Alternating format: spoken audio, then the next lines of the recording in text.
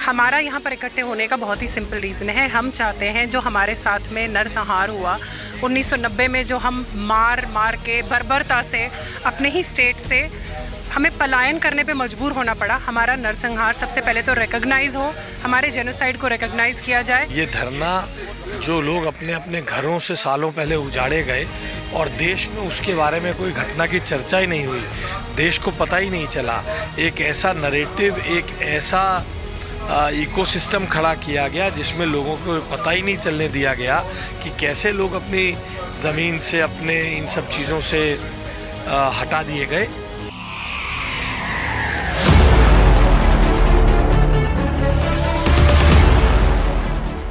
नमस्कार, मेरा नाम है आयुष शर्मा, मेरे साथ देख रहे हैं स्वराज मीडिया नेटवर्क। और इस वक्त हम मौजूद है राजधानी दिल्ली में स्थित जंतर मंतर पर, जहां पर आपको बता दें कि यहां पर आज कश्मीरी पंडित इकट्ठा हुए हैं। जैसा कि आप सब जानते हैं कि 1990 में कश्मीरी पंडितों के साथ नरसंहार किया गया था, जिसमें लाखों कश्मीरी पंडितों को वहाँ से विस्थापित होना पड़ा था। वो देश के अन्य राज्यों में जाकर वो रहने पर मजबूर हो गए थे और उसमें ही कई ऐसे कश्मीरी पंडित भी थे जिनकी निर्मम हत्या कर दी गई, औरतों के साथ बलात्कार किए गए, बच्चे बूढ़े को तो क्या, जो व्यक्ति अपाहिज थे उन तक को नहीं छोड़ा गया, घर से निकाल कर लोगों को मारा गया था। और जो बर्बरता हुई थी उसके बारे में तो कल्पना करना भी मुश्किल है, और क्योंकि उस वक्त हमारा जन्म भी नहीं हुआ था तो हम तो सोच भी नहीं सकते कि आखिर उन लोगों के ऊपर क्या बीती थी जो कई सालों से वहीं पर रह रहे थे कश्मीर में, और उनको उन्हीं के पड़ोसियों द्वारा, दोस्तों द्वारा, जो दूसरे समुदाय के थे उनके द्वारा इस प्रकार से मारा जाता है, औरतों के साथ बलात्कार किया जाता है, बच्चों को मारा जाता है, स्कूल में आग लगा दी जाती है, घरों में आग लगा दी जाती है। और उस टाइम पर एक नारा भी चला था, रलीव सलीव या गलीव, या तो यही रहोगे तो कन्वर्ट हो जाओ, वरना यहाँ से चले जाओ, नहीं तो तुम्हें मार दिया जाएगा। इन तमाम नारों के बीच चलते हुए इसके अलावा कुछ धार्मिक नारे भी लगाए गए थे, जिसके बाद एक नरसंहार शुरू हुआ था कश्मीर में, जिसमें जो कश्मीरी पंडित थे, जो कश्मीरी हिंदू थे, उनको वहाँ पर मारा गया था, उनकी जान लेने की कोशिश की गई थी और उनको वहाँ से भागने पर मजबूर होना पड़ा था। तो इसी चीज़ को लेकर आज यहाँ पर कुछ कश्मीरी पंडित इकट्ठा है, तो चलिए उनके पास चलते हैं, उनसे बात करते हैं और क्या कुछ उन लोगों की मांगे हैं। जो मौजूदा भारतीय जनता पार्टी की सरकार है उनसे भी वो लोग क्या मांगे रखते हैं, उनके पास चलते हैं, बात करते हैं और जानते हैं क्या कुछ आज का मुद्दा है। इस वक्त हमारे साथ वो कुछ लोग मौजूद हैं जो कश्मीर से ही ताल्लुक़ रखते हैं, कश्मीरी पंडित हैं, उनसे बात करते हैं क्योंकि इन्होंने ही वो मंजर देखा था जो 1990 में हुआ था। तो जानते हैं कि आज यहाँ पर इकट्ठा होने का क्या कारण है और क्या कुछ मांगे हैं सरकार से। मैम, पहले तो आप कारण बता दीजिए कि आज आप सब लोग यहाँ पर इकट्ठे हुए हैं, तो इसके पीछे रीज़न क्या है? नमस्कार। हमारा यहाँ पर इकट्ठे होने का बहुत ही सिंपल रीज़न है। हम चाहते हैं जो हमारे साथ में नरसंहार हुआ 1990 में, जो हम मार के बर्बरता से अपने ही स्टेट से हमें पलायन करने पे मजबूर होना पड़ा, हमारा नरसंहार सबसे पहले तो रिकॉग्नाइज हो, हमारे जेनोसाइड को रिकॉग्नाइज किया जाए।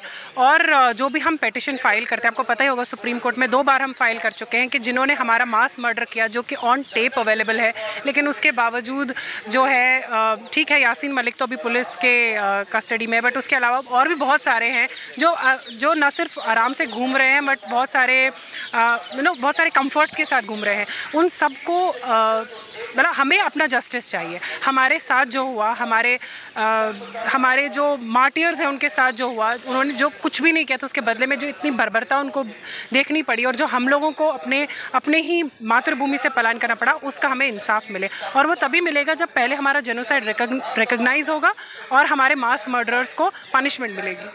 आज का दिन आप लोगों ने चूज़ किया, कोई स्पेसिफिक रीज़न इसके पीछे? देखिए, आज के दिन को चूज़ करने के पीछे एज सच कोई स्पेसिफिक रीज़न नहीं है। आपको पता है कि कश्मीर फाइल्स रिलीज़ हो गई है और कश्मीर फाइल्स के अंदर जो स्टोरीज़ हैं वो सारी हमारी सच्ची स्टोरीज़ हैं। हम ही लोगों से मदद लेकर विवेक अग्निहोत्री जी ने बहुत ही साहस का ये कदम उठाया है और हमारी स्टोरीज़ को पब्लिक के सामने लाने का प्रयास किया है। इतने सारे डिफ़िकल्टीज़ फेस करने के बावजूद, इतना अपोजिशन फेस करने के बावजूद, इतना रिडिक्यूल फेस करने के बावजूद, तो इस वक्त जो पब्लिक है उनको समझ आ रहा है, लोग बड़ी तादाद में फिल्म देख रहे हैं तो उनको समझ आ रहा है कि हम कौन है। वरना हमारे बारे में तो लोगों को पता ही नहीं, क्योंकि आपको तो पता है पूरा का पूरा मीडिया वो तो पूरा का पूरा स्टोरीज़ ही कुछ और ही लगा रहे होते हैं। तो इस वजह से अब जो लोगों को पता चलने लगा है, तो अब हम जब कोशिश कर रहे हैं कि लोगों को क्योंकि पता है, तो अगर हम अब ये गुहार लगाएंगे तो हमें होप्स है कि शायद जो मुहिम हम इतने सालों से लड़ रहे हैं, जो हम हर साल यहाँ के खड़े हो जाते हैं, शायद इस बार तो लोग हमारे और ध्यान देंगे और थोड़ा हमारी जो गुहारें लग रही है, हम जो ये होप कर रहे हैं, उस चीज़ का कोई संज्ञान लेगा। अब भारतीय जनता पार्टी की सरकार है जो खासा तौर पर हिंदुत्व की सरकार भी कही जाती है, तो उनसे क्या कुछ उम्मीदें आपकी? देखिए, भारतीय जनता पार्टी से तो हमारी बहुत उम्मीदें हैं और ऐसा नहीं है कि वो हमारी उम्मीदों पे खरे नहीं उतरे हैं। जो आर्टिकल 370 हटाया गया है वो सबसे पहला और सबसे इम्पॉर्टेंट कदम है, क्योंकि जब तक वहाँ से वो 370 नहीं हटता तब तक हमारे वापस जाने की कोई होप नहीं थी और हमारे भारत का जो ये मुकुट है इसका भारत के साथ इंटीग्रेट होने का कोई होप नहीं था। तो सबसे पहला कदम जो उन्होंने उठाया है वो ही बहुत अच्छा है। उसके अलावा भी बहुत सारे स्टेप्स वो लेते हैं, बहुत ज़्यादा वो पब्लिक में उछाला नहीं जाता, मीडिया में उछाला नहीं जाता, लेकिन हम वहाँ के लोकल्स हैं, हम कश्मीरी, हमें पता है। जैसे कि रोशनी एक्ट हटा दिया गया, डिलिमिटेशन एक्सरसाइज बहुत समझदारी से की जा रही है। जम्मू कश्मीर हम बोलते हैं लेकिन जम्मू को कभी कोई वैल्यू नहीं देता था, वो धीरे धीरे करके किया जा रहा है। जम्मू जो है हमारे स्टेट का प्राइड है, लेकिन उसको जो निगलेक्ट किया जा रहा था वो अब धीरे धीरे करके सामने आ रहा है। उसके अलावा आपने जैसे कि फिल्म की ही बात करें तो सबसे पहले जो 2 स्टेट्स आगे आए हैं टैक्स फ्री करने के लिए, वो भी बीजेपी रूल स्टेट्स ही हैं। आपने सुना होगा, हरियाणा भी टैक्स फ्री कर चुका है, एमपी कर चुका है और अभी और भी स्टेट्स करेंगे। तो बहुत सारे स्टेप्स एडमिनिस्ट्रेटिव लेवल पे होते हैं जिससे कि हमें होप्स है, लेकिन हाँ, हम ये चाहते हैं कि ये और स्टेप्स किए जाए, इसमें हमारी भी एक मतलब हमारी भी सुनी जाए, ताकि जो हमारी मांगे हैं जो हम रखते हैं सरकार के सामने वो हमें विश्वास है वो पूरी करेंगे, लेकिन वो एक सर्टन स्टेप वाइज प्रोसीजर से हो जिसमें हमारा भी इन्वॉल्वमेंट हो। ऐसा हमारा सरकार से निवेदन है। मैम, अब धारा 370 की बात हुई थी, 35A की बात हुई, तो खासा तौर पर इस पे आप लोगों का क्या कहना है और क्या कुछ फ़ायदे इसलिए आप लोगों को मिले? देखिए, धारा 370 ना वहाँ के लोगों ने ये समझा था ये उनका जन्मसिद्ध अधिकार है। It was a temporary provision included in the constitution जो JNK को सेपरेट कॉन्स्टिट्यूशन, सेपरेट RPC और सेपरेट फ्लैग देता था। और ये एक बहुत बड़ा रोड़ा था जम्मू कश्मीर की जो इंटीग्रेशन है ना, जैसा हमारे भारत में एक निशान, एक विधान, एक संविधान का जो प्रोविज़न था ना, वो जब 370 हटाया गया तो उसके बाद ही पॉसिबल हुआ। और उसके साथ ही 35A का प्रोविज़न भी था जो कि it was criminal law for the women कि औरतें, जब हमारी हिंदू औरतें शादी करती किसी से भी जम्मू कश्मीर के बाहर, तो उनको उनके प्रॉपर्टी राइट्स, वहाँ के अधिकार ही ख़त्म हो जाते थे। लेकिन अगर वहाँ का मुस्लिम किसी पाकिस्तानी से भी शादी करता तो उस औरत को या उस आदमी को वो सारे अधिकार प्राप्त होते थे। तो ये देखिए, ये बहुत ही सराहनीय और बहुत ही बोल्ड कदम था, आप माने या ना माने। आई थिंक नरेंद्र मोदी जी ने बहुत ही पॉलिटिकली इम्पॉसिबल डिसीजंस लिए हैं, but this was one of those, perhaps it is one of the top most कि किसी ने कभी उम्मीद नहीं की थी। क्योंकि जो भी पॉलिटिशियन आता है ना, 370 के नाम पे रोटियां सेकते हैं, वो अपने हमारे लिए तो था ही खराब, लेकिन अपने जो वहाँ के स्टेट के जो उनके मुस्लिम हैं, वहाँ कश्मीर के जो मुस्लिम हैं, उनके लिए उनको भी बेवकूफ़ बनाया इसके। तो लेकिन आज की जनता बहुत इंटेलिजेंट है, वो देख रही है कि डेवलपमेंट कितना हो रहा है, सरकार क्या कदम कर रही है। तो वो डेफिनेटली आप देख रहे हैं चुनावों में इधर उधर, खुद कश्मीर में देखे ना, अभी जब यूपी का चुनाव यहाँ पे योगी जी आए हैं और बाकी 3 स्टेट्स में आए हैं, तो कश्मीर में आपने सोचा था कभी कि कमल खिलेगा हिंदुस्तान में, तो सेलिब्रेशन होगी कश्मीर में। तो ये पॉसिबल हुआ है and we should thank the government of India for taking such bold decisions. अब अगर विस्थापन की बात करें, कश्मीरी पंडित जो कश्मीरी हिंदू अभी दिल्ली में रहने पर मजबूर है, अन्य राज्यों में रहने पर मजबूर है, तो इनके विस्थापन के लिए क्या कुछ कदम उठाए जाने चाहिए? देखिए, हम सब की उम्मीद तो यही है, आज कल कभी ना कभी तो हम जाएं, अपनी जन्मभूमि कश्मीर जाएं, हमारी जो मातृभूमि है कश्मीर जाएं, हम वहीं रिटायर होना पसंद करेंगे, हम वहीं जाके वापस बसना चाहेंगे। देखिए, I was 6 years old when we left। मेरे साथ मेरी पेरेंट्स की जनरेशन, मेरे नाना नानी, दादा दादी की जनरेशन और उनकी मेरे परदादी की जनरेशन, इतनी सारी जनरेशन ना अभी तक आस लगाए बैठी। 3 जनरेशन तो सैडली ख़त्म हो गई हैं। अब हमारी जो फ्यूचर जनरेशन है, हमें तो फिर भी एक कनेक्ट है अपने कश्मीर के साथ, उन्होंने तो देखा ही नहीं है। वो तो हमसे सवाल करते क्या हम सिर्फ इसलिए कश्मीरी हैं क्योंकि हम कश्मीरी हिंदू नाम है हमारा।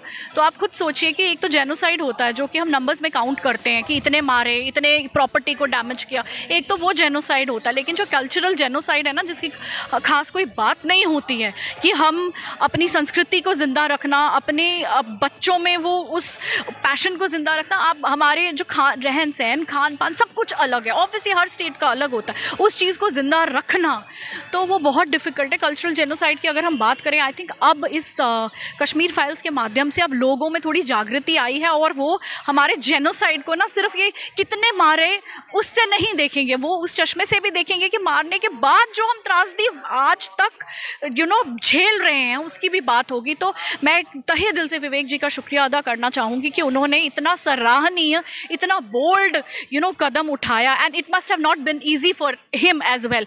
वो कहानियाँ सुनना, वो दास्तानें सुन के उसको बखूबी स्क्रीन पे लाना, it must have not been an easy job for him. अगर नरसंहार की बात करें, आपने बताया उस समय आपकी उम्र 6 वर्ष की थी, तो क्या कुछ मंजर याद हैं उस वक्त के कि क्या हुआ था, क्या वाक़या रहा था? जी बिल्कुल याद है। मेरा स्कूल डाउनटाउन लाल चौक के पास था, मेलनसन स्कूल। नेहरू पार्क याद है, वहाँ जब मैं 1 साल की हुई थी तो मेरे मम्मी पापा लेके गए थे डल झील के पास, वहाँ पे मैंने पहली बार चली हूँ, वहाँ पे मेरी फ़ोटोज़ हैं। उसके बाद अपनी नानी का घर, हमारा 89 में हमने घर बनाया मेरी मम्मी पापा ने जेवन में, और गृह प्रवेश तो किया लेकिन हम वहाँ कभी जाके रह नहीं पाए क्योंकि 90 में फिर ये सब हुआ। बाकी मुझे अपनी नानी का घर याद है, बाकी मुझे अपना रैनावारी मेरा एंसेस्ट्रल होम है, मुझे वहाँ की बहुत विविड मेमोरीज़ है। हम कहाँ रहते थे, किराए के मकान पे, जहाँ मेरा भाई हुआ था तो मेरी मम्मी उनको लेके आई थी, वहाँ पे सब याद है, बहुत चीज़ें याद है।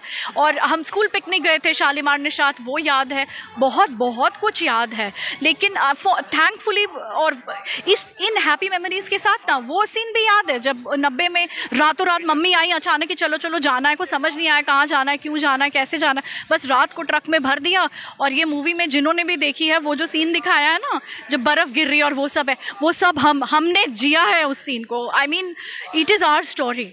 तो कश्मीर फाइल जो ये प्रोपोगेंडा चला रहे हैं ना कि ये प्रोपोगेंडा मूवी है, नहीं देखिए, वो इस चीज़ से डरते हैं कि सत्य ना उसको अपना परास्त तो कर पाए लेकिन अब पराजित नहीं कर पाए। 32 साल से उन्होंने, इकोसिस्टम ने बहुत कोशिश की कि सत्य को दबाया जाए, लेकिन कश्मीर फाइल्स के माध्यम से ना अब जनता जागरूक होगी और उनके जो ये झूठ का किला है ना वो ढह चुका है। इस वक्त हमारे साथ भारतीय जनता पार्टी के वरिष्ठ नेता और जम्मू कश्मीर के सह प्रभारी आशीष सूद जी मौजूद है, उनसे बात करते हैं, उनका वक्तव्य जानते हैं। सर, आज आप यहाँ पर खड़े हैं और हम देखते हैं कि कई बार आपने कश्मीरी पंडितों का मुद्दा भी उठाया है, तो अभी क्या खास मांगे हैं सरकार से? नहीं, देखिए, ये कोई मांग नहीं है, ये किसी मांग करने के लिए धरना नहीं है। ये धरना जो लोग अपने अपने घरों से सालों पहले उजाड़े गए और देश में उसके बारे में कोई घटना की चर्चा ही नहीं हुई, देश को पता ही नहीं चला, एक ऐसा नरेटिव, एक ऐसा इकोसिस्टम खड़ा किया गया जिसमें लोगों को पता ही नहीं चलने दिया गया कि कैसे लोग अपनी ज़मीन से, अपने इन सब चीज़ों से हटा दिए गए। ये देश की जनता को वो स्मरण कराने के लिए ये धरना है। सर, अब जैसे हमने देखा कि 370 हटा दी गई, आर्टिकल 35 से भी खत्म कर दिया गया, तो अब कश्मीरी पंडितों की मांग है कि उनको विस्थापित भी किया जाए। क्या कुछ कदम सरकार द्वारा उठाए जाएंगे कश्मीरी पंडितों के लिए? सरकार ने बहुत सारे कदम उठाए हैं, उनके डोमिसाइल बन रहे हैं, उनकी प्रॉपर्टी जो जबरन ली गई थी उसको वापस दिलाने के लिए ऐप बनाई गई है। जितने कानून सम्मत प्रयास हैं उन सबको सरकार कर रही है। बहुत बहुत धन्यवाद सर बात करने। इस वक्त हमारे साथ कुछ और लोग भी मौजूद हैं जो यहीं पर इसी प्रोटेस्ट का हिस्सा हैं, आइए उनसे बात करते हैं। सर, आपका नाम बताइए। मेरा नाम संजय त्रकरू है, मैं दिल्ली हाईकोर्ट में प्रोटेस्ट करता हूँ एज लॉयर। तो सर, जब 1990 में ये नरसंहार हुआ था कश्मीरी पंडितों के साथ, तब आप वहीं पर मौजूद? हाँ, बिल्कुल वहीं पे था, हम उस टाइम पढ़ रहे थे स्कूल में, वहीं पे था उस टाइम में। क्या मंजर था सर उस वक्त, क्या कुछ देखा? बड़ा खराब दौर था वहाँ पे। क्या है कि मस्जिदों में अफवाह आती थी हमें क्या चाहिए था निज़ाम मुस्तफ़ा, तो वो जो वेव थी वो बड़ी उल्टी वेव थी। वो चाहते थे जितने भी यहाँ पे हिंदू उनको सबको निकाल दो ताकि वो वहाँ पे निज़ाम मुस्तफ़ा क्रिएट किया जाए। ये एक वेव चली थी उसमें, और लेडीज़ को भी गलत नज़र के वो उसको देखते थे, इसलिए हमको मजबूरी में छोड़ना पड़ा वो सब एरिया, क्योंकि वहाँ इतना दहशत फैल गया। लोगों के पास गन था, पिस्टल था, वहाँ एक टाइप का फैरन था, उसके नीचे वो रखते थे गन पिस्टल, और इसी वजह से एक पूरा पैनिक क्रिएट किया गया वहाँ पे। और जो है कि कश्मीर लोग जितने भी थे वो डर गए और रातों रात निकले वहाँ से। एक गलत फेज था बेसिकली, एक त्रासदी थी, जो एक हिस्ट्री थी जो हमें कभी नहीं भूलनी चाहिए।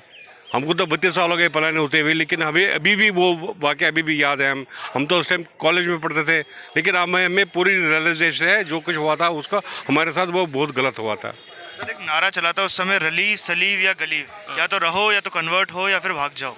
सी ये पॉलिसी जो थी, दिस पॉलिसी एक्चुअली ये पहले से ही थी, प्लांटेड थी वहाँ पे।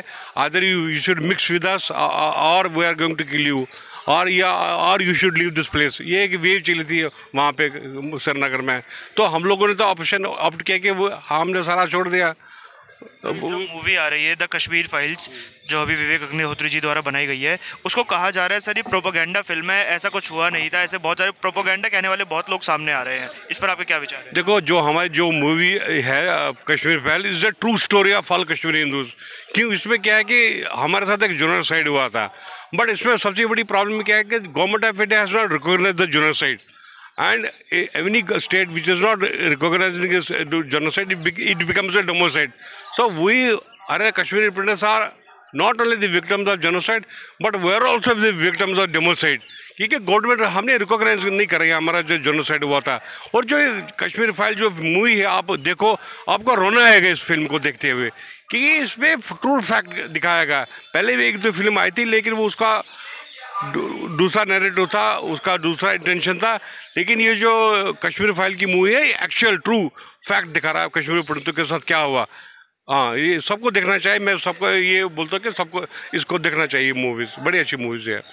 तो आपने देखा यहाँ पर जो लोग मौजूद थे उनसे हमने बात करी, जिसमें भारतीय जनता पार्टी के नेता आशीष सूद भी थे, जो कई सालों से कश्मीरी पंडितों के साथ खड़े होते हुए नजर आए हैं। उनके लिए कई मांगे भी उठाई है। तो इस वक्त जो सबसे बड़ा मुद्दा है वो आता है विस्थापन का। लोग विस्थापन की बात करते हैं कि दोबारा उन लोगों को वहीं पर बसाया जाए, क्योंकि 7 लाख लोग वहाँ से जिस प्रकार से एक ही रात पर निकलने को मजबूर हो गए थे, उन लोगों को वापस विस्थापित करने के लिए सरकार ने पहले भी कई बड़े कदम उठाए हैं, जैसे 370 खत्म करना और आर्टिकल 35A को ख़त्म कर दे। तो आगे आने वाले दिनों में क्या कुछ कदम सरकार द्वारा उठाए जाएंगे, वो भी देखने वाली चीज़ होगी। और इसके अलावा जो लोग आज प्रदर्शन में इकट्ठा हुए हैं, इनके द्वारा भी और क्या क्या कदम होंगे जिससे सरकार पर दबाव बनाए कि लोगों को दोबारा से विस्थापित किया जाए। हालांकि जो मौजूदा लोग थे, इनकी खासा तौर पर सरकार से कोई शिकायत सामने नहीं आई है। इनको मौजूदा नरेंद्र मोदी सरकार पर भरोसा भी है और इन लोगों ने ये दावा भी किया है कि हो सकता है आने वाले दिनों में जम्मू कश्मीर में पूर्ण बहुमत से भारतीय जनता पार्टी की सरकार भी बने। हालांकि क्या कुछ चीज़ें होंगी वो तो देखने पर पता चलेगा, परंतु आपको बता दें कि इस चीज़ को लेकर और भी अपडेट सामने आएगी, क्योंकि जो इन लोगों ने बताया कि ये प्रदर्शन जो है यहीं पर ख़त्म नहीं होगा।